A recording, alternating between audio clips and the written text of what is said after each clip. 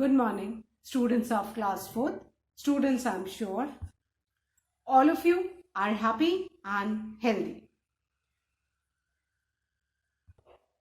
Students, in my last video, I had written the word meanings and the meaning of phrase of lesson 6, Gulliver in the Land of Lilliput. Students, today also I'm going to continue with lesson 6, Gulliver in the Land of Lilliput. So all of you, please take out your English notebooks and your Wordsworth English Reader book. Turn the book to page number 45. Students, please take out your English notebook and your Wordsworth English Reader book. Turn the page to page 45, lesson 6, Gulliver in the Land of Lilliput. Students, this lesson is the second part of lesson 5, that is Gulliver's Travel. In lesson 5, we have read that how Dr. Lemuel Gulliver, he became a ship's doctor because he always wanted to see the different parts of the world.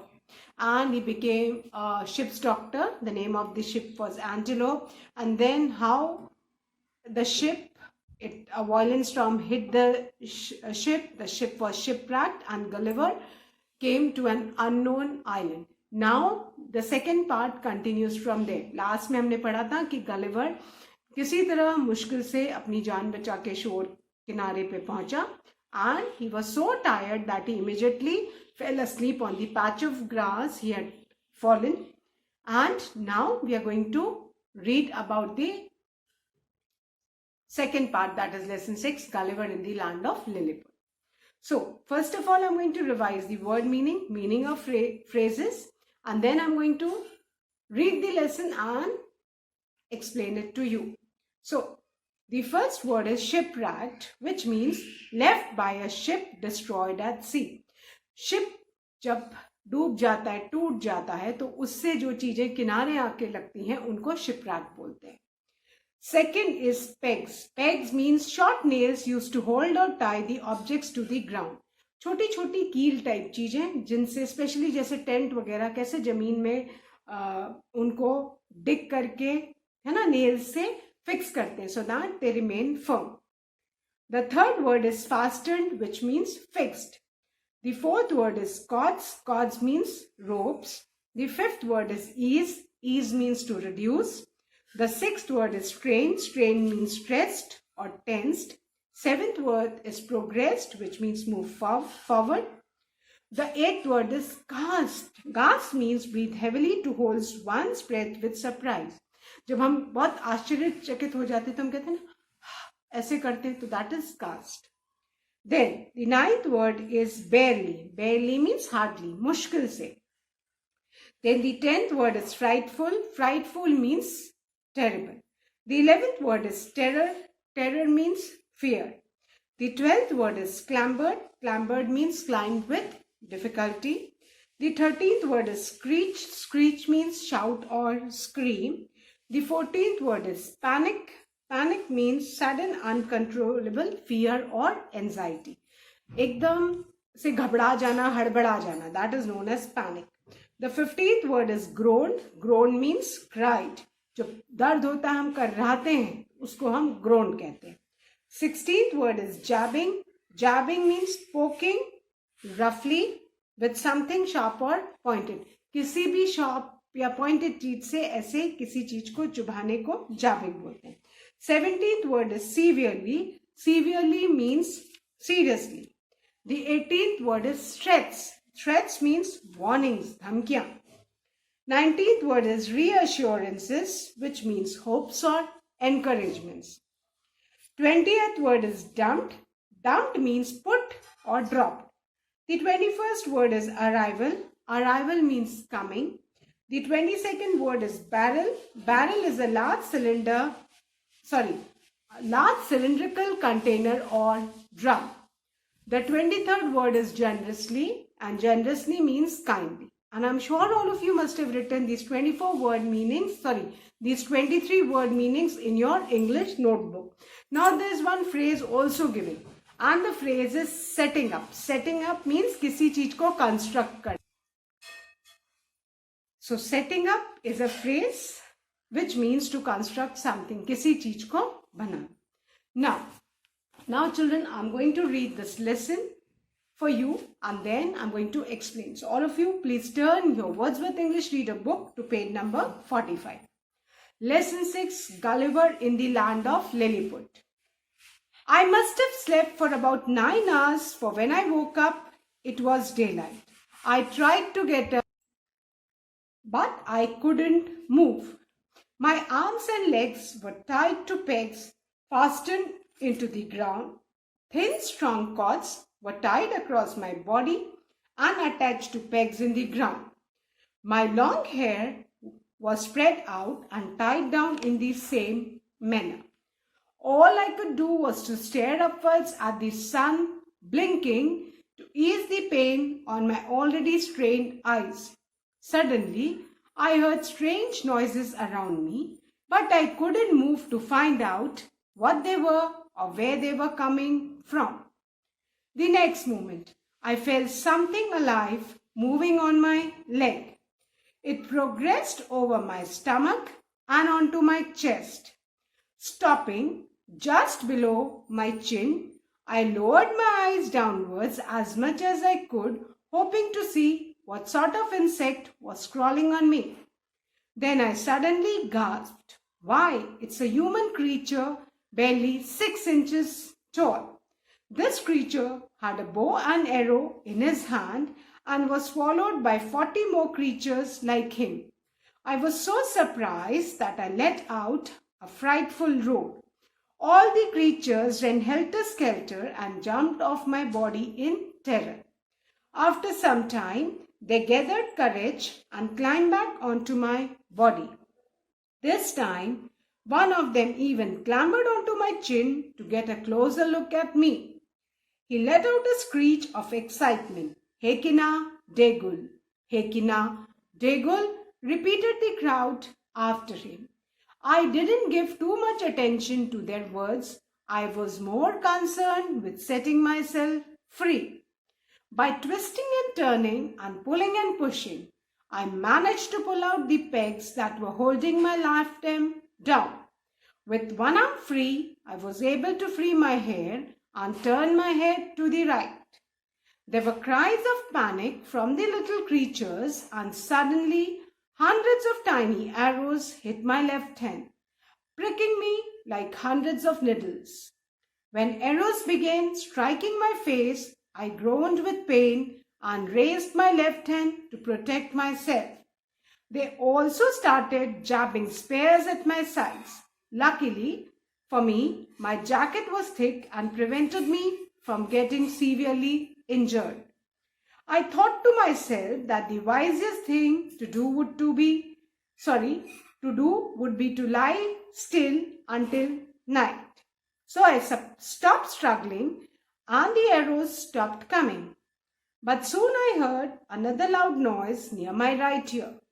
It was like a banging, like people at work. I turned as much as I could and saw about 50 of the creatures setting up a platform, 1.5 feet above the ground. Soon, 4 of them climbed up ladders and stood on the platform. In the middle was an important-looking man. He made a long speech looking in my direction, and of course, I didn't understand a word of it. But I could tell from the tone of his voice that some words were threats, others promises, and still others reassurances, especially when he pointed all around and repeated over and over, Lilliput, Lilliput. So I was in a place called Lilliput. Though I had never heard of such a country or seen it on a map, I tried to answer the important-looking man and tell him that I was a friend and meant no harm. I even raised my eyes and hands to heaven to make my promise stronger. The last time I had eaten was hours before the ship sank. So I had to show these people that I was hungry. I did it by putting my fingers into my mouth as I spoke. The great Hergo.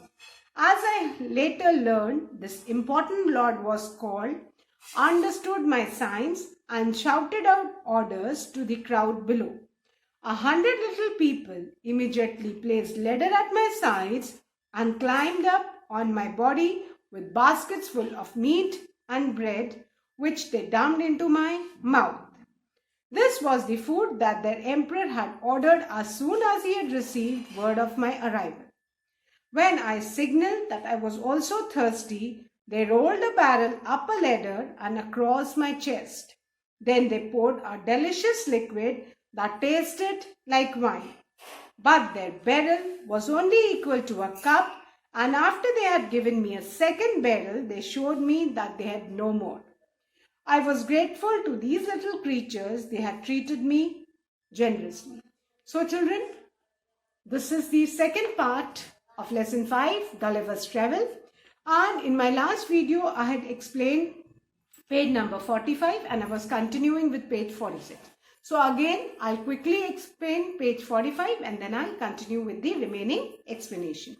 So, first part में हमने क्या पढ़ा था कि Gulliver शिपरैक होके किनारे पे बहुत मुश्किल से आया and when he was about कि अब मैं नहीं स्विम कर पाऊंगा, दैट टाइम ओनली उसके जो फीट है वो ग्राउंड पे टच किए and then he could see the shore about 2 miles away from him and then somehow it took him 2 hours to reach the shore, and by the time he reached the shore he was so tired that he fell down and immediately fell asleep. Now, अब यहाँ से second lesson जो है second part start हो रहा है. I must have slept for about 9 hours, for when I woke up it was daylight. Now Gulliver is saying कि मैं मतलब जब सोया था तो मैं करीब उस समय से लेके अब तक 9 hours मैं लगातार 9 hours तक सोता रहा. For when I woke up it was daylight. जब गलिवर की आंख खुली तो daylight दिन हो चुका था. I tried to get up. Gulliver ने कोशिश की उठने की, but I couldn't move. But Gulliver move नहीं कर सका. My arms and legs were tied to pegs fastened into the ground. Gulliver के हाथ और पैर बांध दिए गए थे जमीन में छोटी छोटी कीलों से और रस्सियां बांधी हुई थी. As you all can see in the picture. You all can see in the picture. Thin strong cords were tied across my body. है ना, पूरी बॉडी को पतली पतली रोप से बांधा गया था एंड उन रोप्स को पेग्स छोटी छोटी कीलों से ग्राउंड में अटैच कर दिया गया था. Thin strong cords, but the ropes were thin, but they were strong. Were tied across my body and attached to pegs in the ground. और उनको पैग से ग्राउंड में अटैच किया था. My long hair was spread out and tied down in the same manner. और Gulliver के जो बाल थे लंबे थे, है ना, वो उनको स्प्रेड, उनको फैला के और उनको भी उसी तरह से बांध दिया गया था जैसे उसके लेग्स एंड हैंड्स को टाई किया गया था with the help of pegs in the ground. Now turn the page 46. All I could do was to stare upwards at the sun, blinking to ease the pain on my already strained eyes. अब बेटा blink करना मतलब पलकें झपकाना. अब Gulliver तो सीधा लेटा हुआ था क्योंकि उसको बांध दिया था, है ना, और वो बस सन की तरफ ऊपर स्टेयर करना, एक तरफ देख सकता था. He couldn't move his head and body because everything was tied down. और वो अपनी आंखें ऐसे बार बार पलक झपकाना, आंखें बंद करना बार बार, उसको कहते हैं ब्लिंक करना. वो बार बार ब्लिंक कर रहा था क्योंकि सूरज की बहुत तेज रोशनी उसके मुंह पे लग रही होगी और वो इरिटेट हो रहा होगा. तो वो अपनी थकी हुई आंखें, क्योंकि बहुत उसने स्ट्रगल किया था अपनी लाइफ बचाने के लिए, somehow he managed to come to the shore. तो वो अपनी बहुत थकी हुई टेंस्ड आंखों को आराम देने के लिए बार बार he was blinking his eyes. Suddenly I heard strange noises around me, but I couldn't move to find out what they were or where they were coming from. तभी एकदम से गलिवर को बहुत ज्यादा नॉइज सुनाई दी, बट वो हिल नहीं सकता था, वो देख नहीं सकता था कि इतना जो शोर है वो कहाँ से आ रहा था. The next moment I felt something alive moving on my leg. तभी गलिवर को ऐसा फील हुआ कि कोई चीज उसके पांव के ऊपर चल रही है. It progressed over my stomach and onto my chest. और वो धीरे धीरे चलते चलते गलिवर को ऐसा लगा कि उसके पैर में कोई चीज धीरे धीरे धीरे चल रही. कभी कभी हमारे बॉडी पार्ट पे भी कोई इंसेक्ट अगर क्रॉल करता है, मूव करता है, तो हमको एकदम से फील होता है, हम देखते हैं कि कहाँ है, क्या है, एंट है, क्या है. So we can feel as if something is crawling on to our body. तो गलिवर को भी ऐसे लगा कि कोई चीज उसके पैर से चलना शुरू हुई और वो बढ़ते बढ़ते बढ़ते उसके स्टमक पे आ गई and on to my chest, और धीरे धीरे सीने पे आ गई, stopping just below my chin. और वो चीज जो आके कहाँ रुकी है, गलिवर के चिन। चिन ये चीज है, चिन बॉडी का ये पार्ट है जिसको हम ठोड़ी बोलते हैं, इसके नीचे आके रुकी है।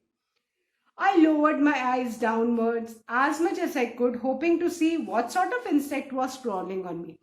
अब गलिवर की बॉडी तो बंधी हुई थी और उसको कोई चीज फील हुई कि वो चलते चलते यहाँ तक आ गई। तो गलिवर ने सिर्फ अपनी आईज ऐसे लोअर की नीचे की तरफ देखने के लिए कि कौन सा इंसेक्ट, कौन सा कीड़ा उसकी बॉडी पे चल रहा है। Then I suddenly gasped, why it's a human creature barely 6 inches tall. तब गलिवर को एकदम ही वॉज इन सरप्राइज कि जो उसके बॉडी पे चढ़ा वो कोई कीड़ा नहीं था, वो एक 6 इंचेस का ह्यूमन क्रीचर था। 6 इंचेस बेटा, ये छोटी स्केल, इतना बड़ा, जस्ट इमेजिन, इतना बड़ा कोई ह्यूमन क्रीचर उसकी बॉडी के ऊपर चढ़ा हुआ था। सो वो एक शॉक में था कि एक छोटे स्केल के बराबर इतना बड़ा ह्यूमन क्रीचर उसकी बॉडी पे था।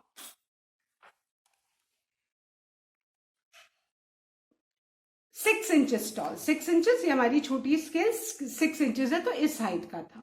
This creature had a bow and arrow in his hands and was followed by 40 more creatures like him. और इस क्रीचर, ये छोटे 6 इंचेस के जो इंसान उसके बॉडी के ऊपर चढ़ा था, उसके हाथ में जो तीर कमान होता है ना, कमान और उसके अंदर तीर है ना, वो था। और उसके and was followed by 40 more creatures like him. और उस क्रीचर के पीछे ऑलमोस्ट 40 और क्रीचर्स थे, है ना, 40 और वैसे छोटे छोटे little man were after him. I was so surprise that let out a frightful roar. और गलिवर इतना सरप्राइज हो गया कि गलिवर के मुंह से चीख निकल गई डर के मारे, क्योंकि उसने इतने छोटे लोग तो कभी देखे नहीं थे। और जैसे ही डर के मारे चीख निकली, all the creatures ran helter skelter and jumped off my body in terror. और जो वो सारे 40 क्रीचर्स उसकी बॉडी के ऊपर चढ़े हुए थे, वो भी, उनमें अफरा तफरी मच गई, है ना, भगदड़ मच गई। हेल्टर स्केल्टर, अफरा तफरी। उसका जो फ्राइटफुल रोर है, गलिवर की जो शोर आवाज सुन के डर के मारे गलिवर ने चिल्लाया, और गलिवर की जो आवाज सुन के उन क्रीचर्स में अफरा तफरी मच गई और वो इधर उधर भागे, और कुछ ने उसकी बॉडी से सीधे जंप लगाया डर के मारे। गलिवर डरा था, वो भी डर गए थे, क्योंकि Gulliver was very huge compare to their size. After some time they gathered courage and climb back on to my body. थोड़ी देर के बाद उन्होंने फिर हिम्मत की, गैदर्ड करेज, हिम्मत इकट्ठी की, एंड फिर से गलिवर की बॉडी के ऊपर उन्होंने क्लाइंब किया। This time one of them even clambered onto my chin to get a closer look at me. और इस बार one of the little men, उसने इतनी हिम्मत की कि पहले टाइम में तो गलिवर के चिन के नीचे थे, इस बार वो जो है गलिवर के चिन के ऊपर चढ़ा एक man, to get a closer look, Gulliver को ध्यान से देखने के लिए। He let out a screech of excitement, Hekina Degul। और जैसे उसने गलिवर को पास से देखा, उसके मुंह से एक चीख निकली। And what was that? हेकिना डेगुल। और उसके पीछे पूरे क्राउड, जितनी भी भीड़ थी गलिवर के आसपास, दे ऑल रिपीटेड हेकिना डेगुल। मस्ट बी अ लैंग्वेज, उनकी कोई अपनी भाषा होगी। I didn't give too much attention to their words, but Gulliver को उनकी बात समझ में भी नहीं आई, उसने ध्यान भी नहीं दिया। I was more concern with setting my self free. Gulliver को ज्यादा यही था कि किस तरह मैं अपने आप को फ्री करूं, because it must be very painful कि पूरा बांधा हुआ, ये just lying in one position with the sun shining on your face. By twisting and turning and pulling and pushing, twisting and turning, twist करना, ऐसे करवट लेना, ऐसे ऐसे हिलना, इसको हम क्या बोलेंगे? What am I am doing right now? I am twisting and turning. अभी मैं क्या कर रही हूँ? मैं ट्विस्ट कर रही हूँ और टर्न कर रही हूँ। I am twisting and turning, this is what. तो गलिवर ने भी ऐसे ही ट्विस्ट किया और टर्न किया, पुशिंग एंड पुलिंग, और अपनी बॉडी पार्ट्स को, क्योंकि वो तो छोटे थे, है ना, तो गलिवर ने अपने बॉडी पार्ट्स को फ्री करने के लिए बॉडी को ट्विस्ट किया, टर्न किया, पुल किया, पुश किया, and manage to pull out the pegs that were holding my left arm. और जो उसके लेफ्ट वाले आर्म को जो पेग्स जिससे कीलें लगी हुई थी, किसी तरह गलिवर ने वो फ्री कर लिया। With one arm free, I was able to free my hair. और एक हाथ जब फ्री हो गया, गलिवर ने अपने बाल जो है उनको फ्री करना स्टार्ट किया। And turn my head to the right, और अपना सिर राइट साइड घुमाया, क्योंकि बाल फ्री हो गए तो अब वो अपना सिर मूव कर टर्न कर सकता था। पहले बाल बंधे हुए थे, तो अगर वो थोड़ा भी हिलाता अपने हेड को तो उसके बाल खिंचते और उसको पेन फील होता। There were cries of panic from the little creatures, and suddenly hundreds of tiny arrows hit my left hand, pricking me like hundreds of needles. और जैसे ही गलिवर ने अपना लेफ्ट आर्म फ्री किया और अपना head right की तरफ turn किया, तभी बहुत ज्यादा पैनिक, हड़बड़ाहट की, चिल्लाहट की आवाजें आने लग गई फ्रॉम द लिटिल क्रीचर्स। जो उसके आसपास लिटिल क्रीचर्स थे वो बहुत पैनिक कर गए और वो हड़बड़ा गए।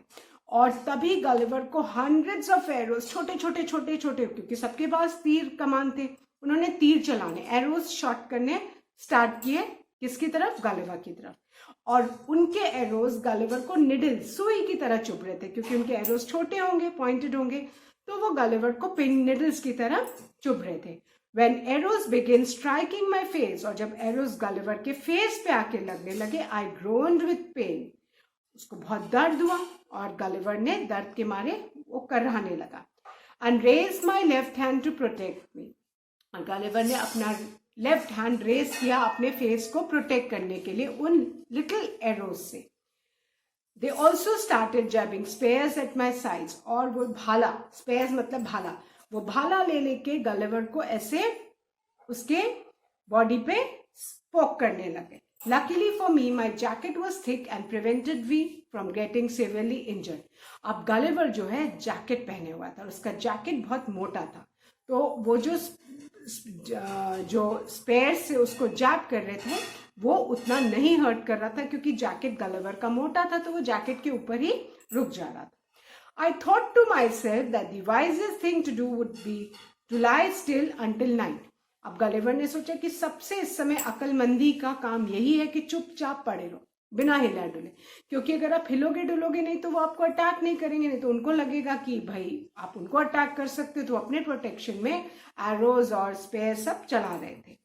सो I stop struggling and arrow stop strumming, और जब गलिवर ने अपने आप को फ्री करने की कोशिश बंद कर दी तो एरोज उसकी तरफ आना बंद हो गए। But soon I heard another loud noise near my right year, तभी गलिवर को बहुत तेज उसके राइट ईयर की तरफ से आवाज आने लगी। इट वॉज लाइक बैंगिंग, ऐसे ना कोई चीज बैंग पीटते वैसी आवाज आ रही थी। लाइक पीपल एट वर्क, जैसे बहुत सारे लोग काम कर रहे। I turned as much as I could and saw about 40 of the creatures setting up a platform. और गलिवर जितना अपना फेस टर्न कर सकता उसने टर्न किया और उसने करीब 50 क्रीचर्स को, छोटे छोटे 50 लोग, एक प्लेटफॉर्म है ना, एक मचान जैसा बना रहे थे। You all can see the platform जो गलिवर के साइड में वो सेट कर रहे हैं। A foot and a half above the ground, वो ग्राउंड से 1.5 फुट पे था। Soon 4 of them climbed up the ladders and stood on the platform. तब उनमें से 4 लोग सीढ़ी चढ़ के और उस प्लेटफॉर्म पे आके खड़े हो गए। In the middle was an important looking man, और उन 4 लोगों के बीच में एक जो सबसे इम्पोर्टेंट दिखने वाला आदमी था। He made a long speech looking in my direction, और उस important looking man ने गलिवर को देख के एक स्पीच देना शुरू की। So on the platform in the middle was an important looking man and he made a long speech looking in my direction, और उसने एक स्पीच बोलना स्टार्ट किया गलिवर की तरफ देख के, एज इफ कि वो जो भी बोल रहा है किसको सुना रहा है? गलिवर को सुना रहा है। End of course I didn't understand a word of it, और गलिवर को उसकी एक भी स्पीच का एक भी वर्ड समझ में नहीं आया। व्हाई? दैट मीन्स कि उनकी लैंग्वेज वाज एंटायरली डिफरेंट, जो गलिवर को समझ नहीं आया। But I could tell from the tone of his voice. But किसी की भी टोन से हम पकड़ सकते हैं कि वो क्या कहना चाह रहा है।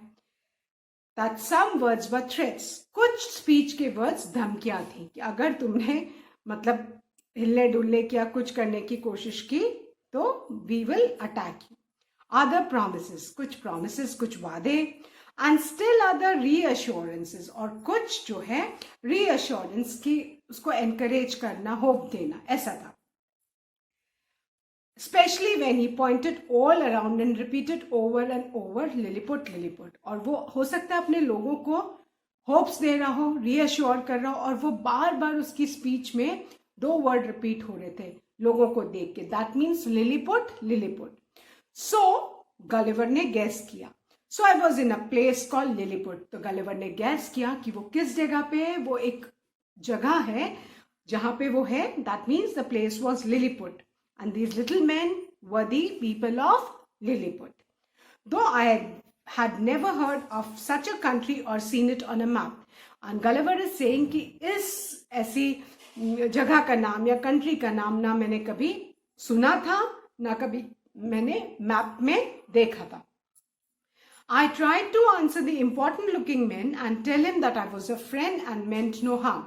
And गलिवर ने उस इम्पॉर्टेंट लुकिंग मैन की तरफ जवाब देने की कोशिश की कि मैं एक फ्रेंड हूं, मैं दोस्त हूं, कोई एनिमी नहीं हूं तुम लोगों का. मैं I am not going to hurt you and किसी भी तरह मैं कोई भी नुकसान तुम लोग को नहीं पहुंचाऊंगा. This Gulliver wanted to convey to the little men, but the problem was they couldn't understand his language and he couldn't understand their language. I even raised my eyes and hands to heaven to make my promises stronger. है ना. अब Gulliver ने क्या किया, अपना जो दोनों हाथ हैं वो ऐसे उठा के ऊपर प्रॉमिस मतलब बता के वो जितने जेस्चर्स और इशारे कर सकता था वो इशारे करके उनको बताना चाहता था कि वो उन लोगों को जरा भी नुकसान नहीं पहुंचाएगा. And he was a friend for them. The last time I had eaten was hours before the ship sank. अब गलिवर ने आखिरी बार जब खाना खाया तो वो बहुत पहले शिप के डूबने से पहले. So I had to show these people that I was hungry. तो गलिवर को उन लोगों को बताना था कि उसको बहुत भूख लगी है. He was hungry क्योंकि कितनी देर तो उसने स्ट्रगल किया सी में अपने आप को बचाने के लिए.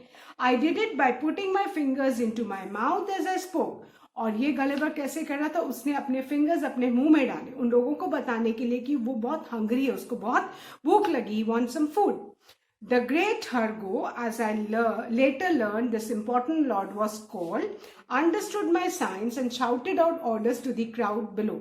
अब जो important looking man जो speech दे रहा था, बाद में गलिवर को पता लगा कि उस important looking lord का नाम है the great Hergo. और उसने जो गलिवर्स के सिग्नल्स थे, जेस्टर्स थे, उनको समझा और उसने अपने जो लोग थे, क्राउड था नीचे, उनको कुछ ऑर्डर दिया. दैट मीन्स कि वो कुछ इंपॉर्टेंट पोस्ट पे था और उसने बाकी लोगों को ऑर्डर दिया. तो hundreds of little people, they immediately placed ladder at my sides and climbed up on my body with baskets full of meat and bread which they dumped into my mouth. और उसके order देते ही बहुत सारे almost hundreds of little people वो उस सीढ़ियों पे चढ़े और उनके हाथ में बास्केट फुल ऑफ मीट और ब्रेड था जो उन्होंने गलिवर के मुंह में डंप करना डालना शुरू किया. उसको समझ में आ गया कि गलिवर को भूख लगी है तो उन्होंने ब्रेड और मीट बास्केट्स में गलिवर के मुंह में उसके लोगों ने डालना स्टार्ट किया. This was the food that the emperor had ordered as soon as he received word of my arrival. और ये फूड उन लोगों के एम्परर ने भेजा था जब उनको पता चला कि एक ऐसा बड़े साइज का आदमी उनके जगह पे, उनके लैंड पे आ गया. When I signaled that I was also thirsty, they rolled a barrel up a ladder and across my chest. जब गलिवर ने उनको सिग्नल करके इशारा करके बताया कि वो भूखा तो था ही और लोगों ने उसका पेट भर दिया ब्रेड और मीट से. अब उसने सिग्नल करके बताया कि besides वो being hungry, he was thirsty also, उसको प्यास भी लगी है. तो उन लोगों ने क्या किया, बैरल जो ड्रम जैसा होता है तो उस बैरल को रोल करते करते वो लेडर से ऊपर लाए और गलिवर के चेस्ट पे लेके आए. And then they poured a delicious liquid that tasted like wine. और उस बैरल में एक डिलिशियस लिक्विड था जिसका टेस्ट वाइन के जैसा था और वो उन्होंने गलिवर के मुंह में पोर किया. But their barrel was only equal to a cup. But उनका जो बैरल, उनका जो ड्रम साइज बैरल था, उनके लिए ड्रम था लेकिन गलिवर के लिए वो एक कप के बराबर था.